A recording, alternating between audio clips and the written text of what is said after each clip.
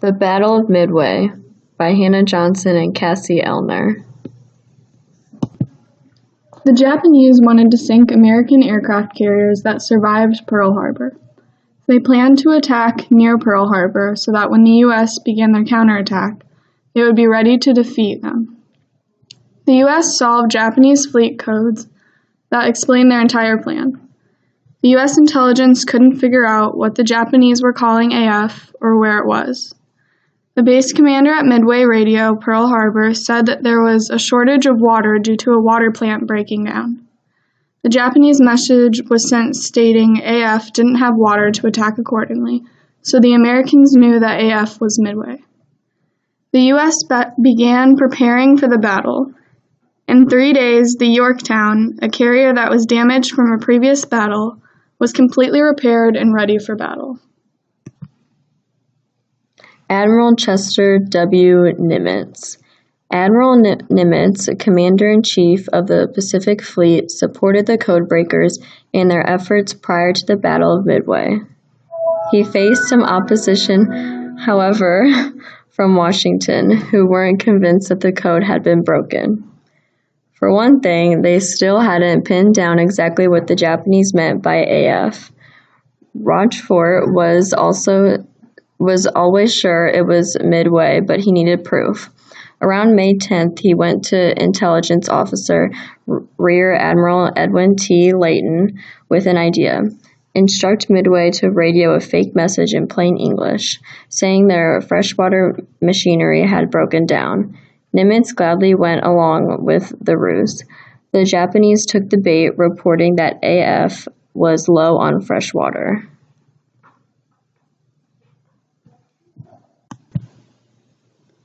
There were 3 U.S. carriers waiting for the Japanese when they arrived.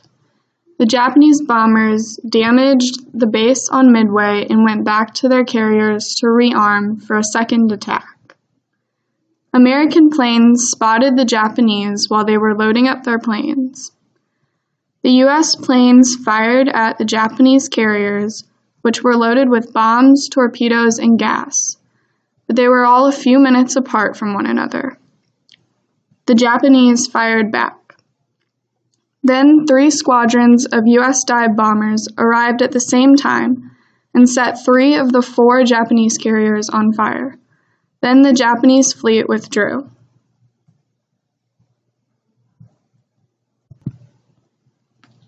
This map shows how far Midway Island and Pearl Harbor are from one another. It also shows how far Japan is from all of them, too. Historical details. The Battle of Midway happened during World War II on June 5, 1942.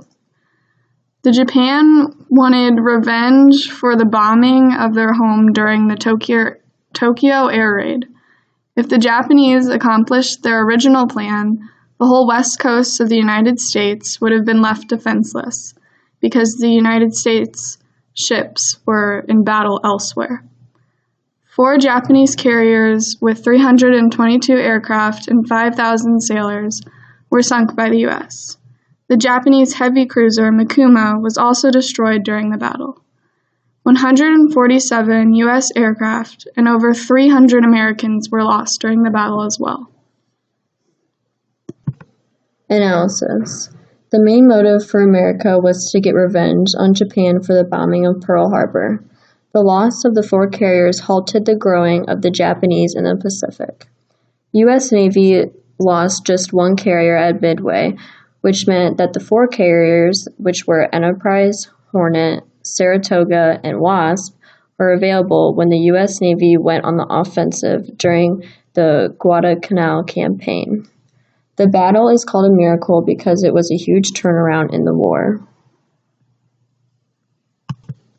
And the picture you see is a picture of one of the planes that was used during the Battle of Midway.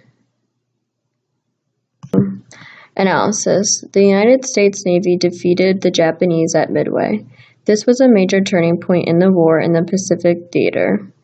If Japan's plan would have went the way it was planned, it would have left the American defensive line defenseless. As you can see in the picture, that is one of the America's ships that got bombed. This picture is a different angle of the carrier that got bombed by Japan. As you can see, it's America's carrier that got bombed because you can see the American flag at the top. The American soldiers on this carrier were preparing to take on other soldiers from the other carrier that got bombed. You can see here that the picture was taken from the carrier. Historical impact. This was a crucial turning point in the war because the U.S. only lost one carrier, which meant they had backup carriers to help them on offense. The victory stopped the Imperial Japanese Navy in the Pacific. Also, this win helped all of the Allies' strategies worldwide. One critical factor was communications intelligence. Admiral Nimitz, a Pacific Fleet commander, had clear warning of the objective of the Japanese forces and their timings. He knew where the Japanese carriers' forces would come from and when they would most likely attack. And he was also able to position the 3 American aircraft carriers to ambush the Japanese. In the end, this worked out for America and not Japan. This picture depicts a better view of the bomber planes bombing the carriers. As you can see from the pictures that we've shown, the battle was very chaotic. There was no downtime for anything. Here are the sources that we used.